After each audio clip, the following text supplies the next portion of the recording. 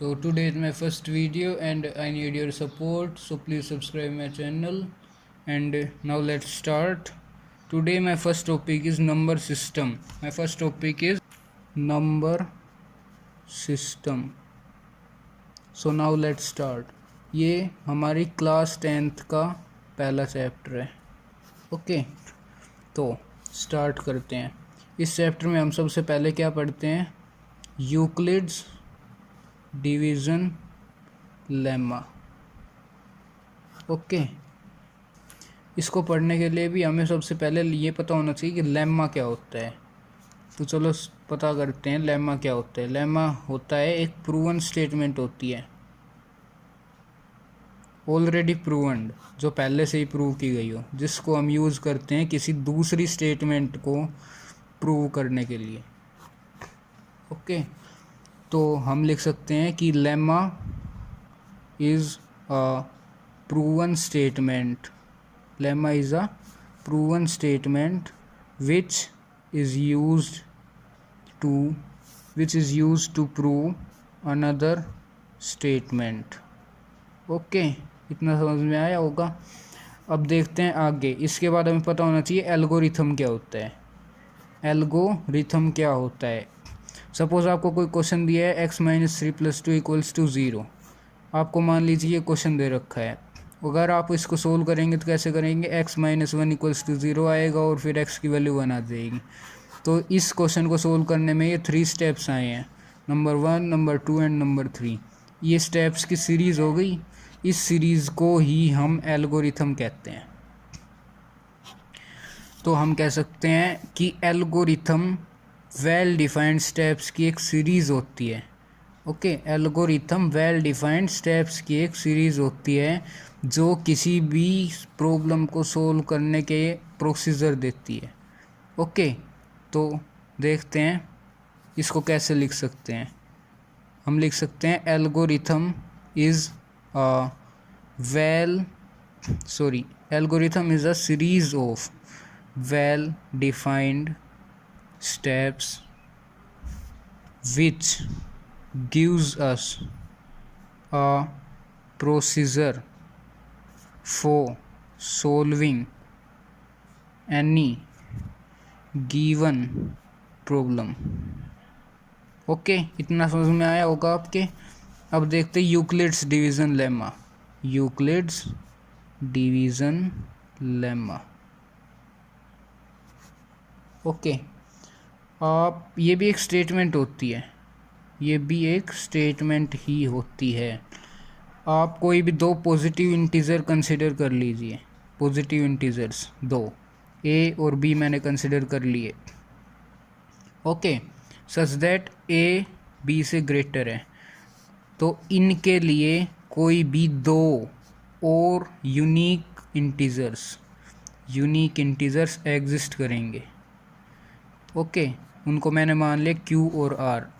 तो आप इसको लिख सकते हैं a equals to b into q plus r. जैसे आप डिवाइड करते हैं ना, मान लीजिए आपने 6 को 2 से डिवाइड किया तो 2 3 ज़ा 6, 0 ये आया आपके पास. तो आप क्या लिख सकते हैं? 6 इक्वल्स टू 2 इंटू 3 प्लस 0, same as it is. Okay, इतना लिखा. तो इसी को ही हम यूक्लिड्स डिवीज़न लेमा कहते हैं. ओके, चलो अब आगे देखते. अब अगर आपको कोई यूक्लिड्स डिवीज़न लेमा की स्टेटमेंट लिखने के लिए तो आप क्या लिखेंगे? आप उसको लिखेंगे if a and b be the two positive integers such that a is greater than b, then there exist unique integers q and r such that a equals to b into q plus r. Okay, where r is greater than equal to 0 but smaller than b. This statement is known as Euclid's division lemma. Okay, this statement is known as Euclid's division lemma. इतना समझ में आया? आई hope आपको इतना समझ में आ गया होगा। तो अब हमारा अगला टॉपिक आता है Euclid's division algorithm. Euclid's division algorithm. Okay, ये भी टॉपिक यूक्लिड्स डिवीज़न लेम्मा पे ही डिपेंड करता है। तो अब देखते हैं यूक्लिड्स डिवीज़न क्या होता है। ये एक लॉन्ग डिवीज़न मेथड होता है। लॉन्ग डिवीज़न मेथड होता है। आपने HCF तो सुना ही होगा, highest common factor. Highest common factor. Okay, तो अब देखते हैं क्या होता है। जैसे आपको कोई भी दो नंबर दे रखे हैं और उनका HCF निकालना, तो वो तो आपको आता ही है। अब ये देखते हैं यूक्लिड्स डिवीज़न एल्गोरिथम क्या होता है। ओके, ये भी एक टेक्निक होती है कोई भी दो नंबर्स के HCF को कंप्यूट करने की। कंप्यूट मतलब कंप्यूटर मत समझ लेना। कंप्यूट मतलब हम कह सकते हैं कि कोई भी दो चीज़ें आपको दे रखी है और उनको यूँ कहते हैं उनकी तुलना करो, तो उसको कंप्यूट कहते हैं। ओके, अब देखते हैं आगे। देखो, अगर इंग्लिश में कहे तो यूँ लिख सकते हैं Euclid's division algorithm. Euclid's division algorithm is a technique to compute the HCF, that is highest common factor of two given positive integers। Okay, इतना समझ में आया? अब चलते हैं आगे। अब हम इसके अंदर यूक्लिड्स डिवीज़न एल्गोरिथम के अंदर आने वाले स्टेप्स को देखते हैं। हमारा पहला स्टेप होता है, सपोज़ आपको कोई दो इंटीजर दे रखे हैं A और B। इनमें से जो बड़ा है उसको मान लीजिए ग्रेटर। जैसे मान लिया मैंने A ग्रेटर है और B स्मॉलर है, ठीक है। तो ऐसे मान लिया हमने। सबसे पहला स्टेप यही होता है। अब देखते हैं दूसरा स्टेप। दूसरे स्टेप में क्या होता है, यहाँ पे A हमारे पास ग्रेटर है और B हमारे पास स्मॉलर है, तो B से A को डिवाइड कर दो, ठीक है। कोशेंट आएगा उसको Q से और रिमाइंडर आएगा उसको R से डिनोट कर दिया मैंने। ओके, तो जो कुछ भी आएगा आप उसको लिख सकते हैं। अगर हमारे पास तीसरा स्टेप, अगर हमारे पास रिमाइंडर 0 आ जाता है तो आप डिक्लेयर कर सकते हैं कि ये इसका HCF है, मतलब कि B A और B का HCF है। ओके, इतना समझ में आया आपके? अब चलते हैं आगे। आई होप आपको इतना समझ में आएगा। अब हमारे पास आता है फोर्थ स्टेप। तो फोर्थ स्टेप में क्या होता है, चौथे स्टेप में क्या होता है, चौथे स्टेप में आपके पास होता है कि अगर आपका रिमाइंडर 0 नहीं आया है, अगर आपका रिमाइंडर 0 नहीं आया है तो आप रिमाइंडर को डिवाइज़र मान के और जो B जिससे आपने A को डिवाइड किया था उसको डिवाइडेंड मान के R से B को डिवाइड कर दीजिए। R से B को डिवाइड कर देंगे। ओके, नाउ हमारे पास फिफ्थ स्टेप क्या है? अगला स्टेप है पांचवा स्टेप क्या होता है?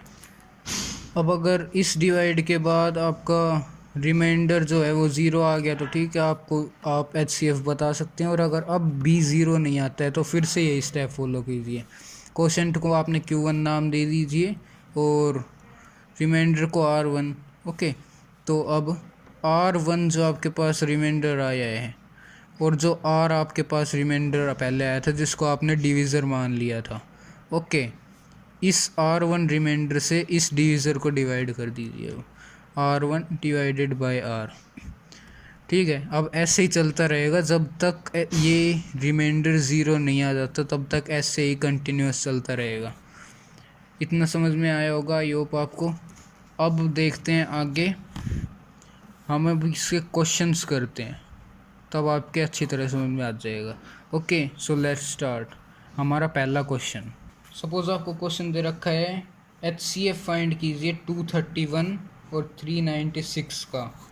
किस मेथड से? यूक्लिड्स डिवीज़न एल्गोरिथम मेथड से। ओके, तो आप इसका सॉल्यूशन करेंगे तो इसके अंदर क्या होगा, ये ग्रेटर नंबर है और ये स्मॉलर नंबर है, तो ग्रेटर नंबर को स्मॉलर नंबर से डिवाइड करेंगे। तो इसको डिवाइड करेंगे 231 एंड देन 165, हमारे पास ये आएगा। ओके, अब हमारे पास ये रिमाइंडर है आर और ये क्वोशिएंट है क्यू, ये है हमारे पास डिवाइज़र। ओके, अब हमारे पास जीरो तो ये है इसलिए हम एचसीएफ नहीं बता सकते, तो अब इस रिमाइंडर को क्वोशिएंट ये मान लीजिए, सॉरी डिवाइज़र, अब इस रिमाइंडर को डिवाइज़र मान लीजिए 165 और इस 231 जो हमारे पास डिवाइज़र था इसको डिवाइडेंट मान लीजिए और अब डिवाइड फिर से कर दीजिए, तो ये भी यहीं पे जाएगा 1 पे। अब लिख सकते हैं 165 और इसमें माइनस करेंगे तो हमारे पास आएगा 66। अब भी हमारे पास ज़ीरो नहीं आया है, तो अब हम इसको जो हमारे पास 66 रिमाइंडर आया है इसको डिवाइज़र मान लेंगे और 165 जो हमारा डिवाइज़र था उसको डिवाइडेंड मान के डिवाइड कर देंगे, तो ये 2 पर जाएगा और हमारे पास आएगा 132। सो लास्ट में हमारे पास बचेगा 33।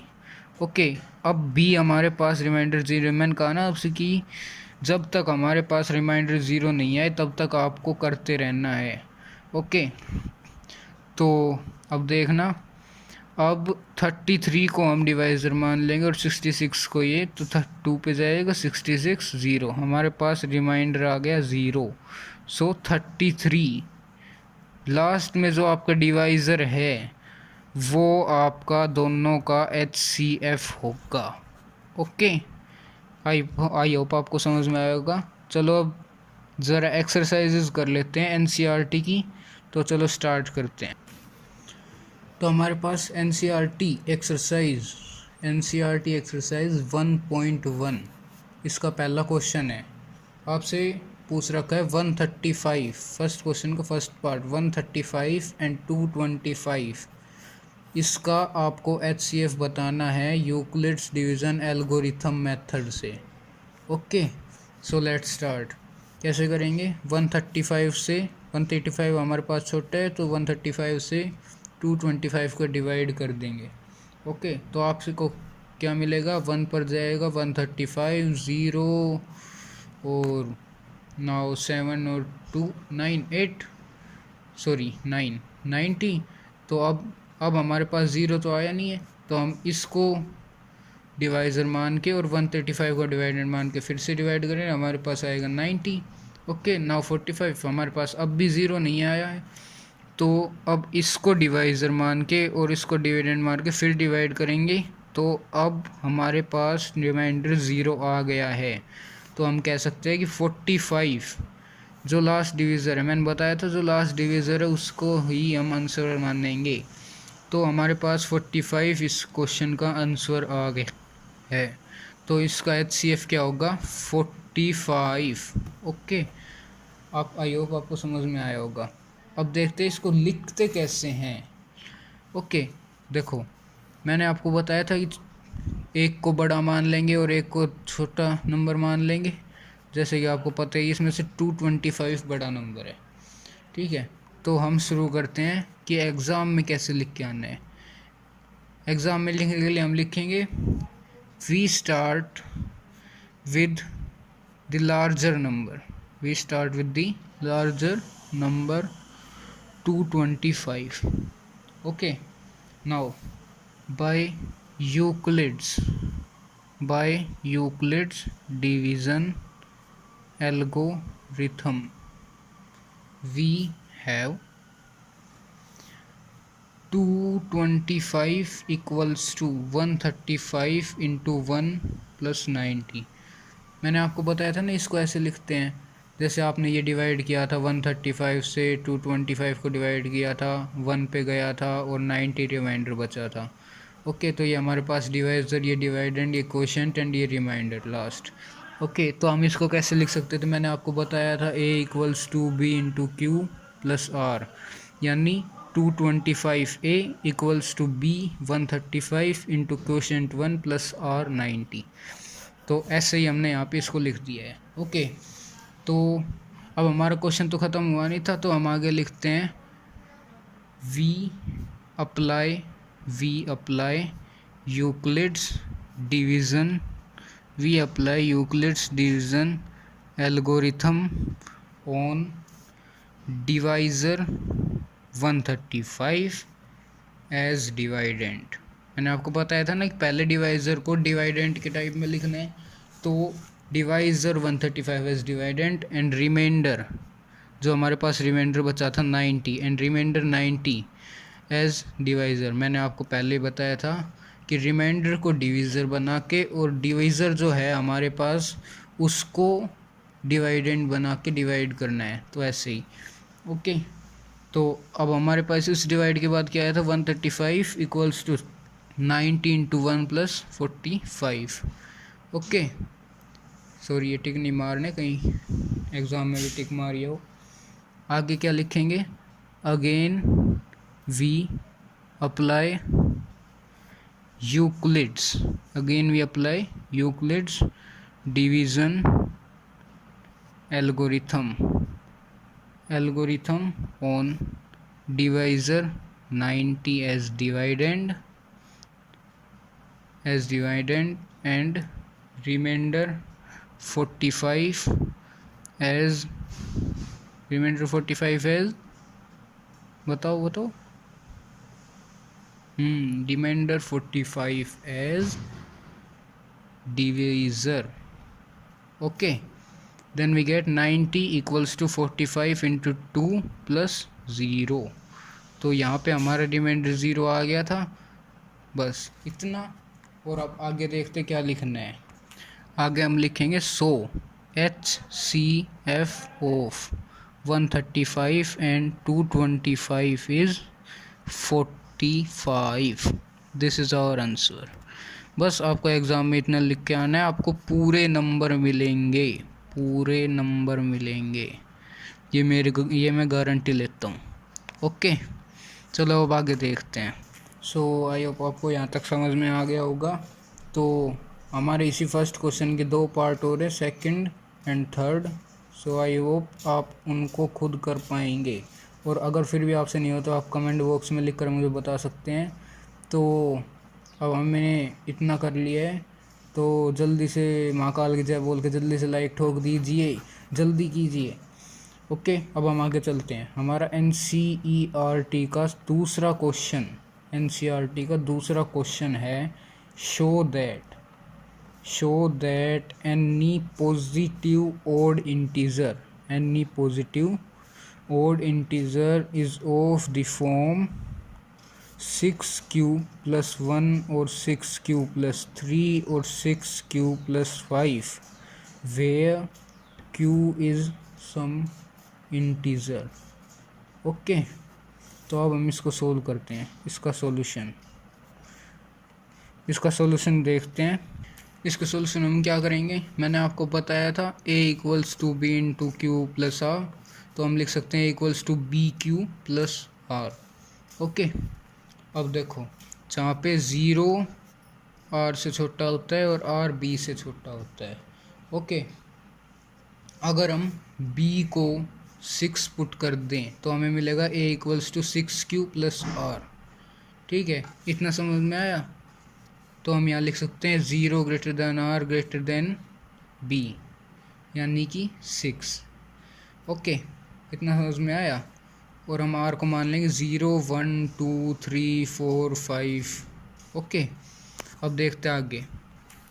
अगर हम r को 0 पुट करते हैं, इफ़ r इक्वल्स टू 0, तो हमें यहाँ पे क्या मिलेगा, a equals to 6q plus 0।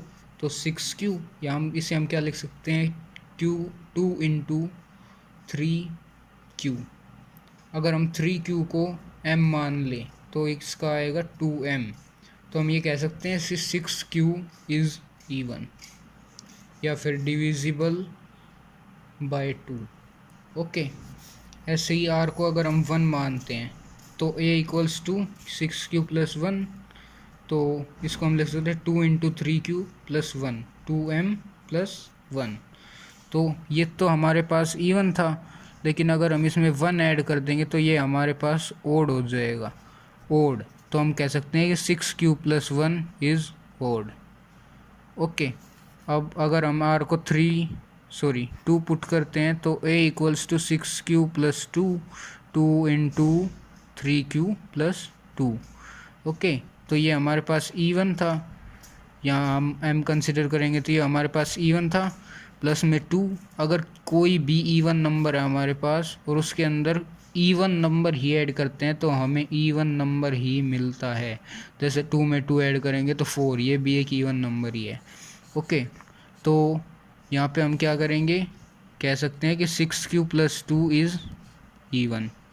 Okay, ऐसे ही r इक्वल्स टू 3 पुट करेंगे हम तो a equals to 6 q plus 3, that is 2 into 3 q plus 3, 2m plus 3। ये हमारे पास इवन है, लेकिन ओड नंबर ऐड करेंगे तो ओड बन जाएगा, तो हम कह सकते हैं 6 क्यू प्लस 3 इज़ ओड।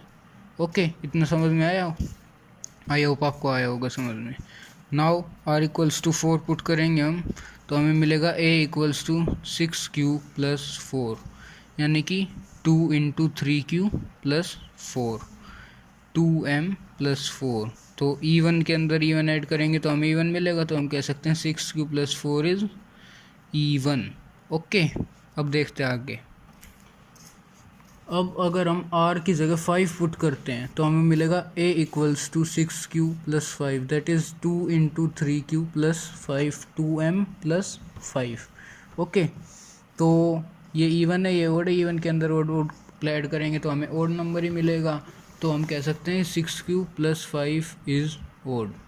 ठीक है, अब हमें क्या रिजल्ट्स मिले हैं कि अगर r को 0 पुट करते हैं तो इवन, r को 1 पुट करते हैं तो ओड, 2 पुट करते हैं तो इवन, 3 पुट करते हैं तो ओड, ऐसे कंटिन्यूसली। ओके, तो हम आगे क्या करेंगे, सिंस, आगे हम लिखते हैं सिंस 6 क्यू प्लस 2 और 6 क्यू प्लस 4 ये हमें इवन मिले हैं। Since 6 q plus 2, 6 q plus 4 are even. Okay, so we can say that the remaining integers 6q plus 1, 6q plus 3, 6q plus 5 are odd, और लास्ट में लिख देंगे hence prove. अब देखते हैं इसको एग्ज़ाम में कैसे लिखना है। चलो स्टार्ट करते हैं, एग्ज़ाम में कैसे लिखना है ये देखते हैं। ओके, तो देखो हमारे पास ये होता है by Euclid's division algorithm. By Euclid's division algorithm we have a equals to b q plus r, 0 smaller than equal to r smaller than b. Okay, अब आगे देखते हैं। On putting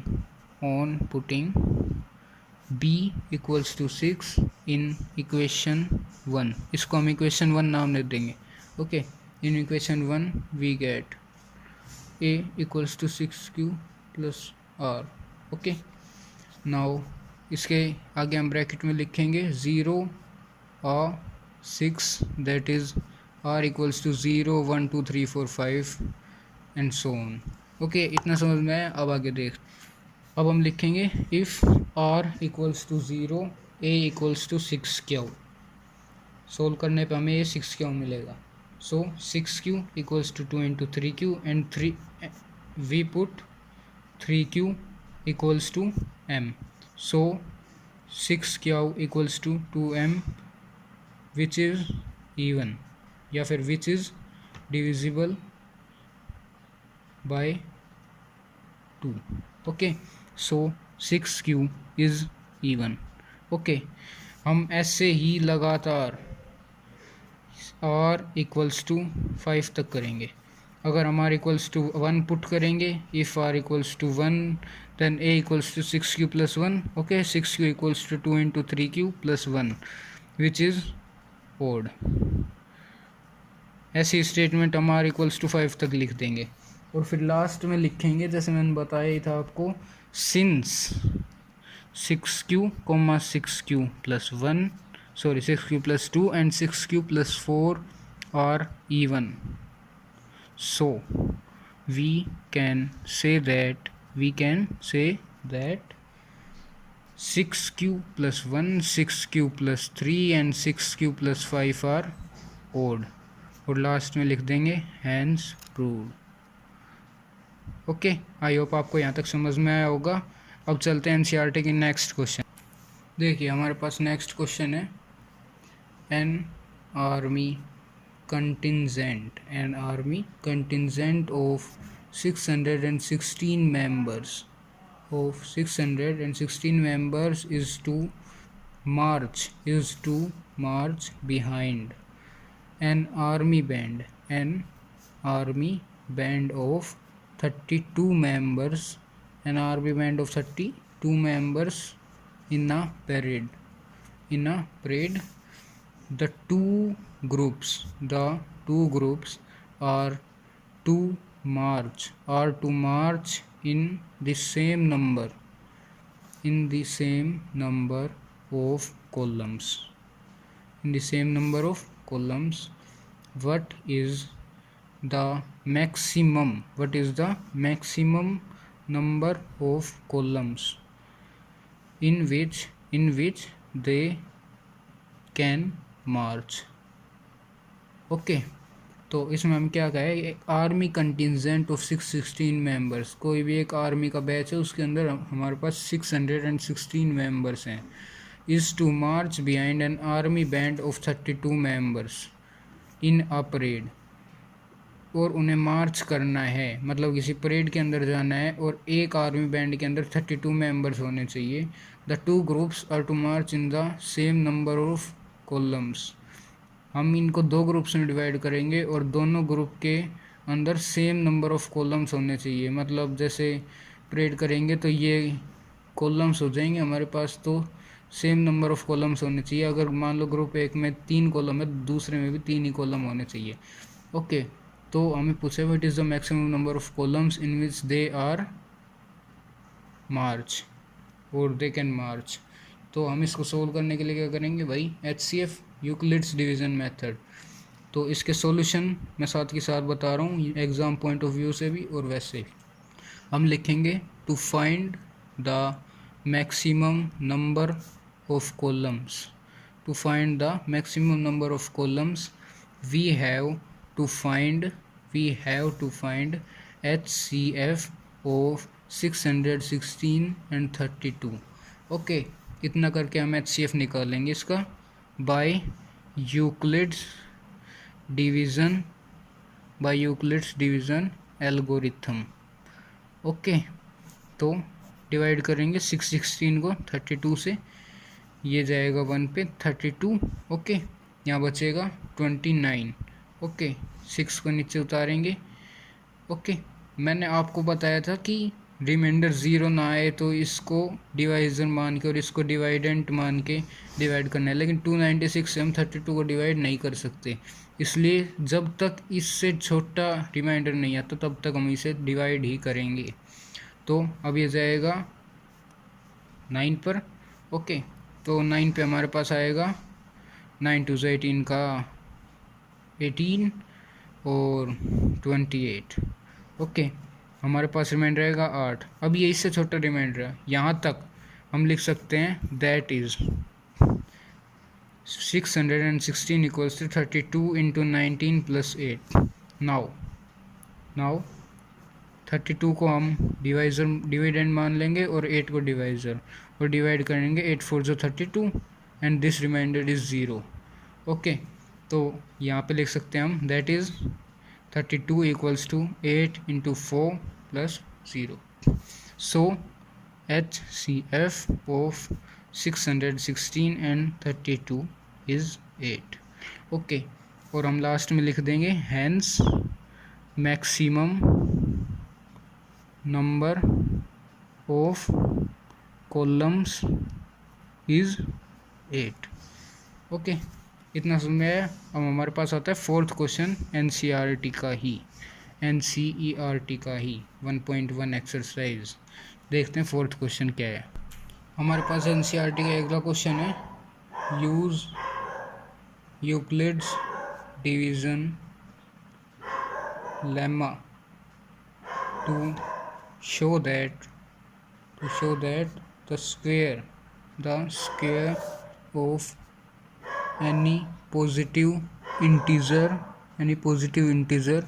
is either of the form 3m or 3m plus 1 for some integer m। तो अब देखते हैं इसका solution कैसे होगा। ओके, तो चलो अब जल्दी से लाइक ठोक दो, एक लाइक तो बनता है इस वीडियो के ऊपर, और सब्सक्राइब माय चैनल। और नाउ चलो आगे बढ़ते हैं। देखो मैंने आपको बताया था, हमें पता ही है, by Euclid's division algorithm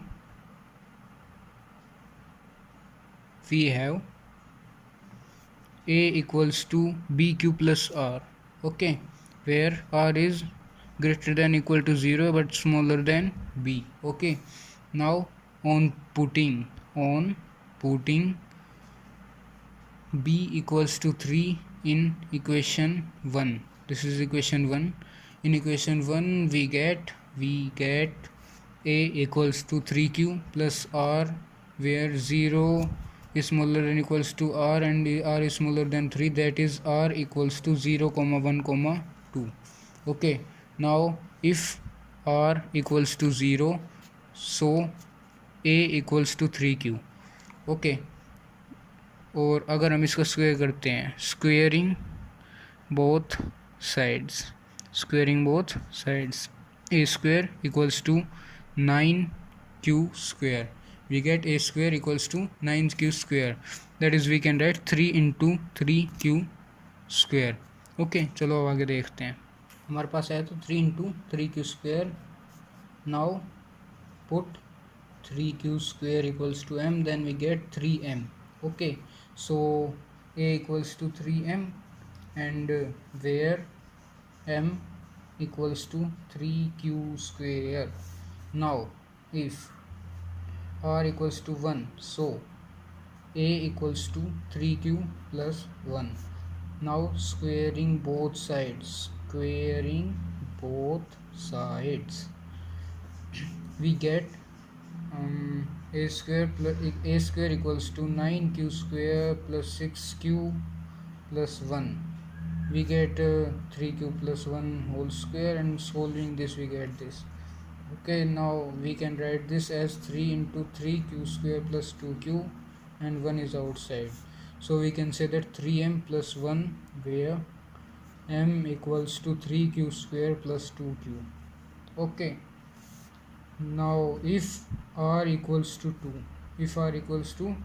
so a equals to 3q plus 2, now squaring both sides, okay, squaring both sides we get a square equals to 9q square, sorry 9q square plus 6q plus 1, thus we can say that, sorry not this, we get 9q square plus 12q plus 4, here we get 3q plus 2 whole cube। okay, so sorry square, so solving this we will get this, and now we can say that we can write 4 plus 12q, we can write 4 as 3 plus 1। okay, now taking 3 common from these, we get 3q square plus 4q plus 1, and 1 is outside in plus, and thus we can say that 3m plus 1, where m equals to 3q square plus 9q plus 1। Okay, इतना समझ में आया होगा आपके, I hope. Now हमारे पास यहाँ से r equals to 0 put किया था हमने, r इक्वल्स टू 0 पुट किया तो हमारे पास 3m आया था, और 3m का क्या था 3q स्क्वायर, और इसको पूरा किया था तब क्या था a square equals to 9q square. Okay, तो यहाँ से हमें मिला था, हम लिखेंगे 9q square is of the form 3m, where m equals to 3q²। Okay, now जब हमने r इक्वल्स टू 1 पुट किया था तो हमारे पास ये आया था 3m+1। So 9q² + 6q+1 that is 3, बाहर कॉमन लिया था हमने, 3q² + 2q+1 is a square, which is of the form 3m+1, okay, where m equals to 3q² + 2q। Okay, इतना समझ में आया होगा, यही होगा आपको। अब आगे देखते हैं। आगे हमारे पास आया था 9q², जब हमने r को 3 पुट किया था, r को 2 पुट किया था, if you put r equals to 2। Okay, now we get here 9q² + 12q + 4 that is 3 into 3q² + 2q + 1 + 1 is a square which is of the form 3m+1, where m equals to 3q² + 2q+1। Okay, इतना हमने पहले भी देखा था। Okay, अब हम last line लिखेंगे, the square of any positive integer, the square of any positive integer is either of the form 3m or 3m+1 or 3m+1 for any some integer m। Okay, last में हम लिख देंगे hence prove. ये हमारा 4th question ख़त्म हुआ। अब हमारे पास लास्ट बचा है 5th क्वेश्चन, वो और देख लेते हैं, फिर आज के लिए इतना ही काफ़ी है। Okay, thank you. अब चलते हैं आगे। हमारे पास एनसीईआरटी का लास्ट क्वेश्चन है, फर्स्ट एक्सरसाइज का 5th क्वेश्चन है, use Euclid's division lemma to show that the cube of any integer is of the form 9q or 9q+1 or 9q+8। Okay, तो अब हम इसका सॉल्यूशन करेंगे। मैं दोनों तरीक़ों से एक बार में बता रहा हूँ, एग्ज़ाम पॉइंट ऑफ व्यू से भी और जो आपको समझाने के लिए वो भी। ओके, तो चलो स्टार्ट करते हैं। सो हम लिखेंगे कि let us consider m be a positive integer, then it is of the form 3m or 3m+1 or 3m+2। okay, now we have to prove that the cube of each of these can be rewritten in the form 9q or 9q+1 or 9q+8। Okay, तो हम करेंगे। Now हमने consider किया था कि ये 3m है, तो 3m का हम क्यूब करेंगे तो हमें मिलेगा 27m³। तो हम लिख सकते हैं 9 × 3m³। ओके, so 9q where q equals to 3m³। Okay, अब आगे देखते हैं। सेकेंड वन हमने कंसिडर किया 3m+1।